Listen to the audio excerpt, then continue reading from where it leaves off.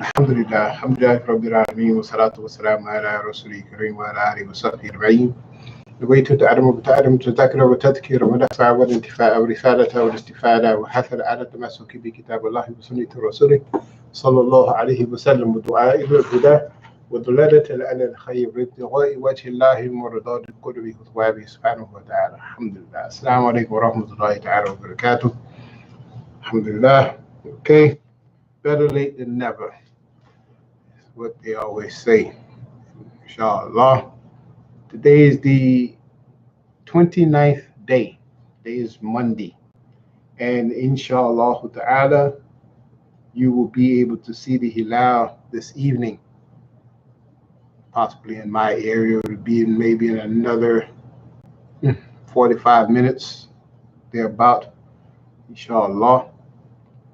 So hopefully, if Allah's decree is manifest for this period, then Eid al-Fitr will be tomorrow, inshallah. And if the Hilal is not sighted, then Eid al-Fitr will be Wednesday. There have been some people who have reported sightings in different areas to the east of here. So inshallah, it's more than likely that we will have Eid tomorrow, which will be Tuesday, the 4th, inshallah. So we're going to get started.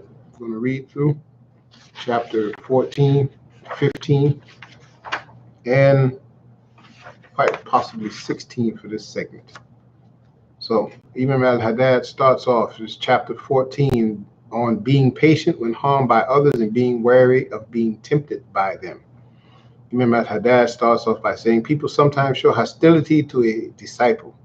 They may hurt him, treat him harshly, or talk with him, or talk about him despairingly. Should you become afflicted by any such thing, you must remain patient, forsake retaliation, and maintain your heart pure of grudges and evil intentions. Beware of asking Allah to send down His wrath on those who injure you. Should they happen to suffer a mishap, never say it's because of what they did to me. A lot of this is very relevant for us today. People nowadays have this thing is, a person may say or do something that, rubs us the wrong way for one reason or another. And it may be justified for us to be upset about what they may have said or done. But at the same time, we take this excessive route of being very harsh and vindictive toward them, and even making dua against them and asking Allah to punish them and do all types of things to them that may or may not be warranted in terms of, them receiving some type of recompense for what they've done. We should remember that if we want our hearts to be in a sound state and dealing with people and calling into the deen, we have to actually be a little bit more forgiving than we really are. We're living in an age of addiction and malice.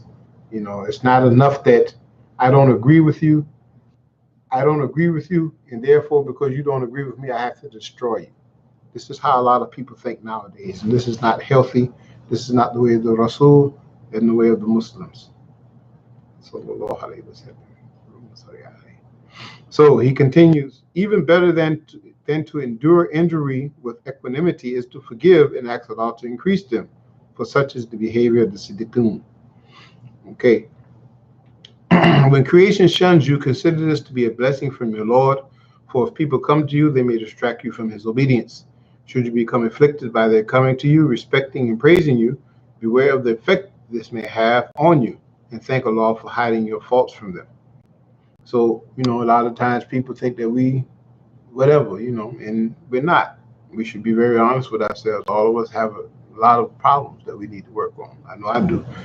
And in the course of that, sometimes we may give good impressions to people, and alhamdulillah, if Allah elevates our image in the eyes of people to where they think that we may oftentimes be better than we really are, and they congratulate or praise us for that, we should be wary of relishing in the praise, but at the same time, we should be thankful that Allah subhanahu wa ta'ala has actually opened the door up to people having some type of love for us, because this may be a good sign that we may have a good ending and that things may not be as bad for us as it may seem.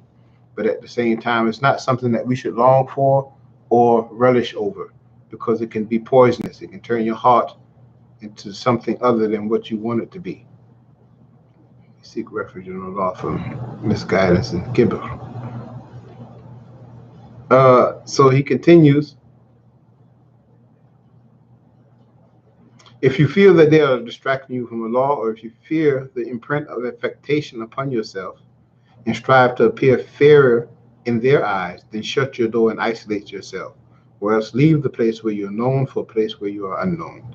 So, you get into the rah-rah and things get, big up and, whatever. He's saying there are things that you should do. The first thing that you should do, if you know that this is a distraction from Allah subhanahu wa ta'ala in your relationship with Him, then you should isolate yourself from the people, withdraw from the people. And the only thing that you should go around the people for are obligations, okay, and taking care of your needs and going back into the house, okay, so keeping yourself away from the people. Or he has recommended that you leave where you're at and go someplace where you're not known.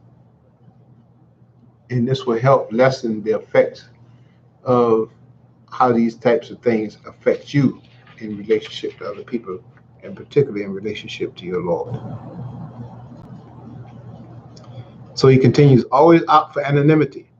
Flee fame and publicity. They are a test and a hardship. One of our predecessors said, by Allah, quoting, by Allah, a servant, if truthful with Allah, will always love to pass unnoticed. Another has said, I have never known a man to wish to become known, but that his religion quit him and he became exposed. Okay, so that ends chapter 14. Bottom line, don't seek fame.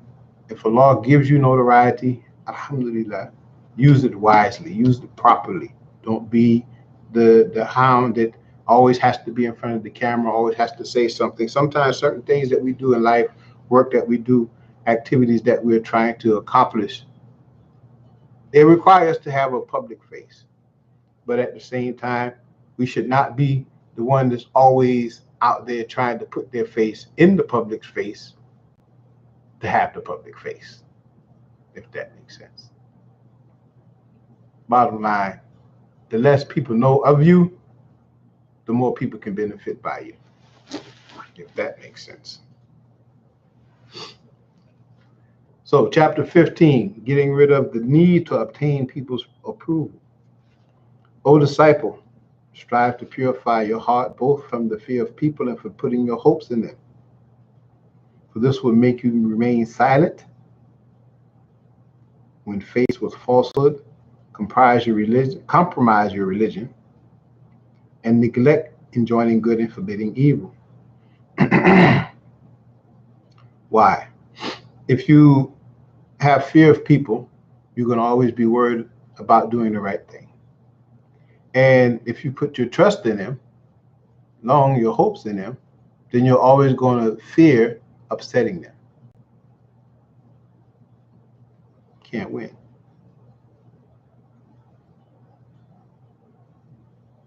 And you'll do things to always make them happy, even though you shouldn't. So he continues, this will be ample humiliation. A believer is strong by his Lord. He feels no fear.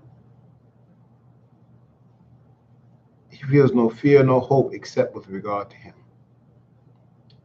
Continues, when one of your brother Muslim offers you something by way of showing affection, take it if you need it, but thank Allah, for he is the real giver, and thank the one whom Allah has chosen to deliver it to you.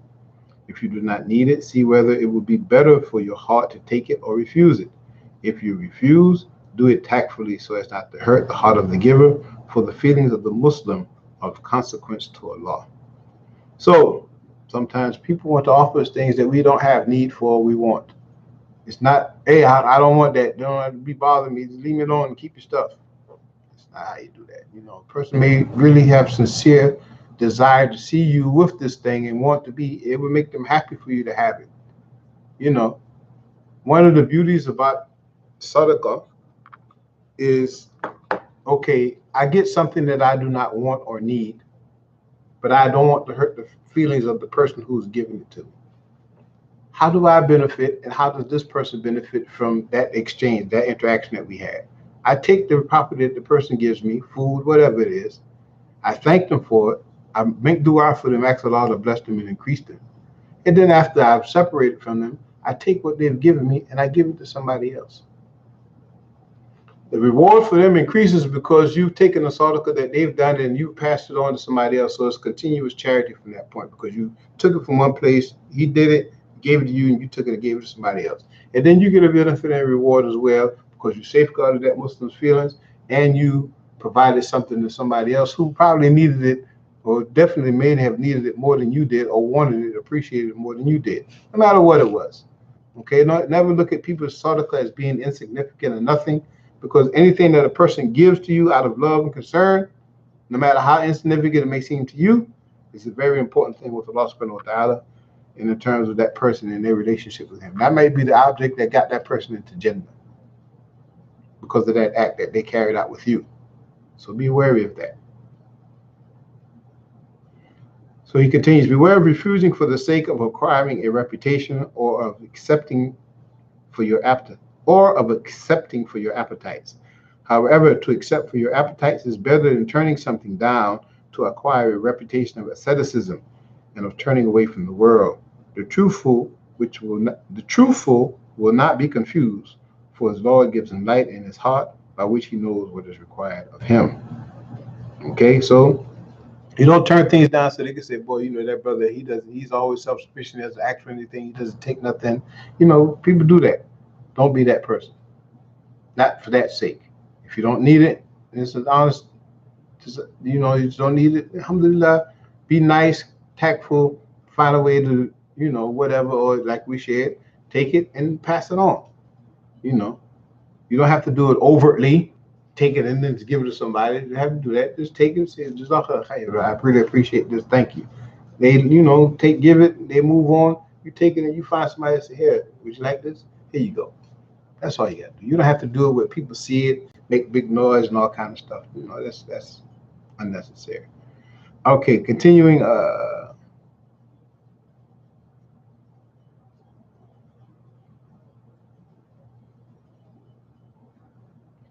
And like you said, to accept something because you may have a like or desire for it is better than trying to seem pious and say, no, I don't want it.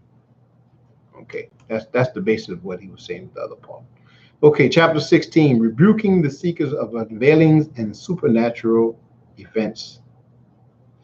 So he continues, one of the most harmful things for a disciple is his wish for unveilings and longing for karamat. This is the thing of calling spiritual unveilings is kashf, and the karamat are the miracles that are performed by the walis of Allah and for supernatural happenings. These will never come to him as long as he desires their appearance, for they come mostly to those who have a dislike for such things and no wish for them. So the thing about this is that if you are a person who's always looking for karamat and begging Allah to allow you to do these things and all this type of stuff, probably more than likely it's never going to happen because you're seeking it. And this is something that is part of your nafs.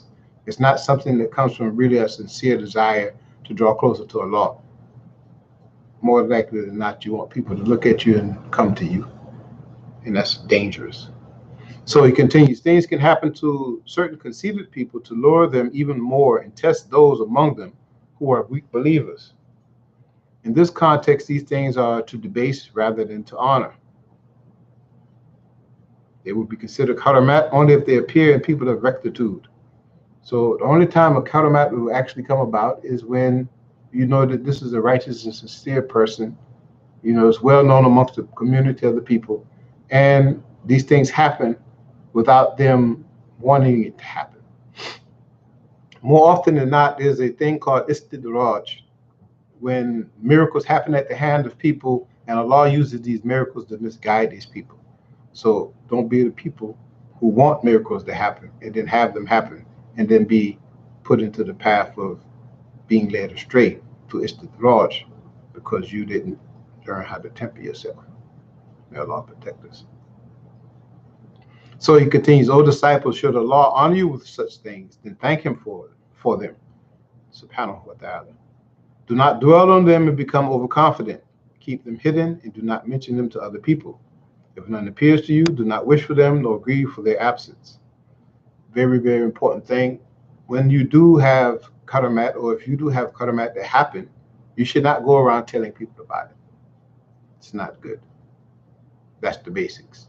If you studied Muharram Lisan with me, purification of prohibitions of the tongue, then we covered this and the ruling behind it. If you haven't done it yet, then inshallah we'll be starting up again sometime soon after Ramadan. Stay in touch. So he continues, know that the karama that encompasses every other karama, whether of realities or forms, is rectitude, which manifests in complying with Allah's command and avoiding what is forbidden outwardly and inwardly. Strive to fully achieve those qualities, and then the high and lower worlds will serve you, but in such a way as not to veil you from your Lord or distract you from what he wants for you. So, bottom line, the greatest miracle that can happen at the hands of a believer is to remain firm upon the path of Tawheed and seeking Allah's favor and pleasure and being Muslim and continually growing in Iman and Tawakkul and Taqwa. So, you want a miracle? Like the Rasul said, Amantu billah thumma istaqim. Believe in Allah and then be steadfast. That would be the miracle. All right, that's yesterday's lesson. Inshallah, we get today's lesson shortly, and we'll be caught up. سبحانك اللهم وبحمدك أشهد أن لا إله إلا أنت أستغفرك وأتوب إليك. السلام عليكم ورحمة الله تعالى وبركاته.